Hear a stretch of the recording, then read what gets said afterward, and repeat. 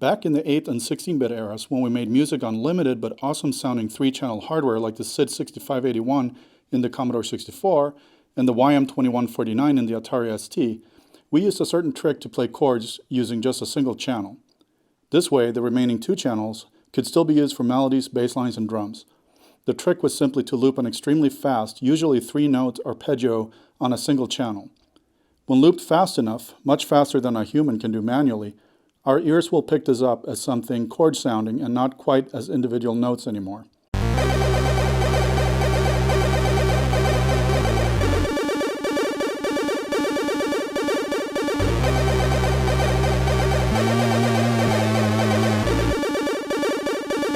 Think of it as audible, time-sliced multitasking. It got crazier than that, with different instruments using time slices on the same channel, which in fast-tempo songs created the illusion of more than 3 channels, but that's something for another day. Many users of monophonic synthesizers are probably familiar with this technique as well. You can use an arpeggiator, if available, at a very high speed and then hold down the keys constituting a chord, and you'll hear a very similar effect to the one described earlier.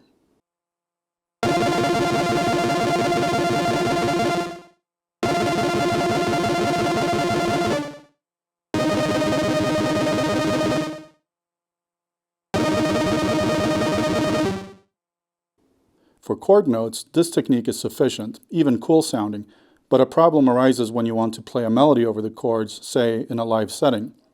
Since you only have one voice, the melody note has to wait for the arpeggiator to play through the rest of the sequence before it reaches it.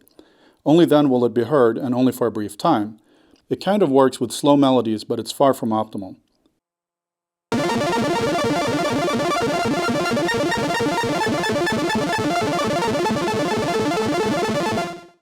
A related technique, if an arpeggiator isn't available, is to set a modulator to square wave mode with its lfos set at a high rate and route it to the oscillator's pitch.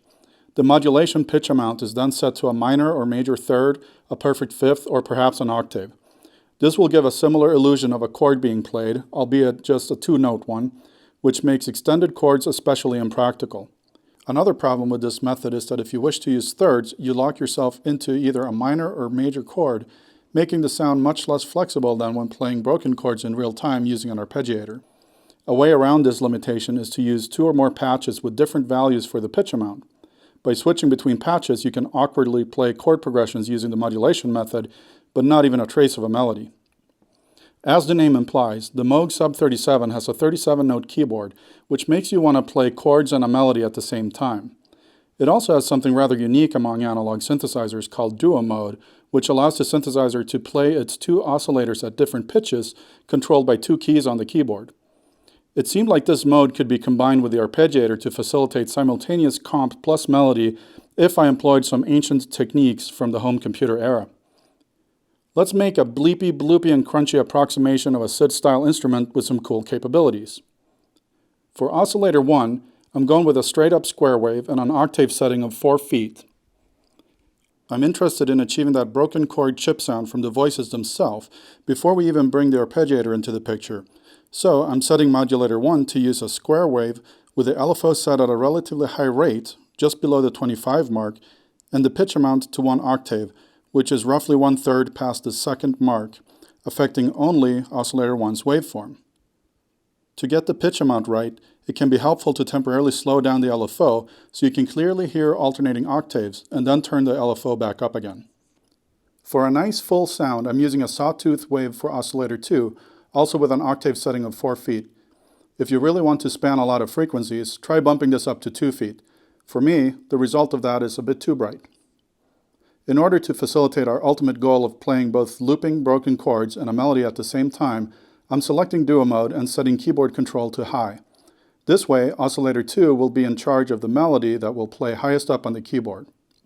The settings for modulator 2 are almost the same as for modulator 1, the major differences being a slower LFO rate, just above the 12 mark, and targeting oscillator 2 rather than oscillator 1.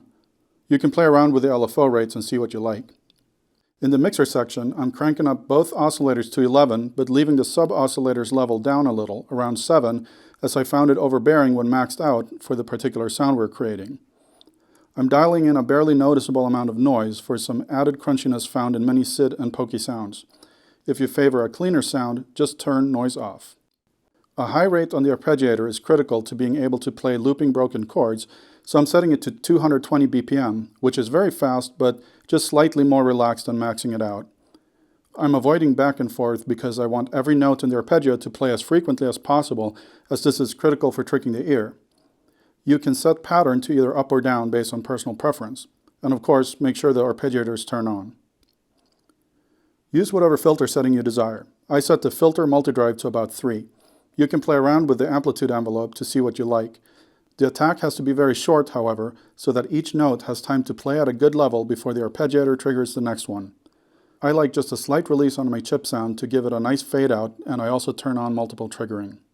If you just want to play a bass line plus a melody, simply turn the arpeggiator off for added response to your bass notes.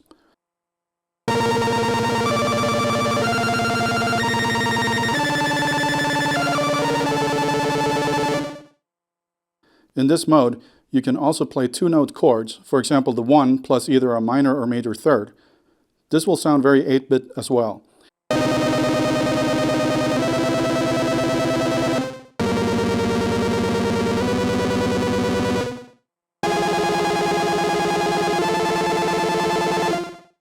For even more color and authenticity, you can make one LFO alternate between the 1 and the 3, and the second LFO alternate between the 5 and the 8.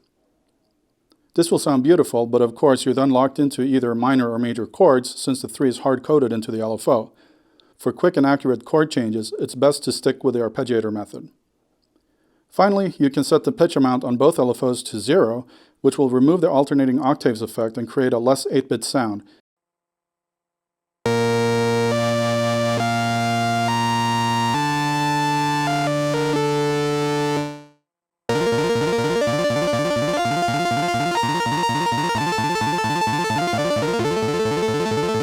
But the world needs more chip, not less, so why would you?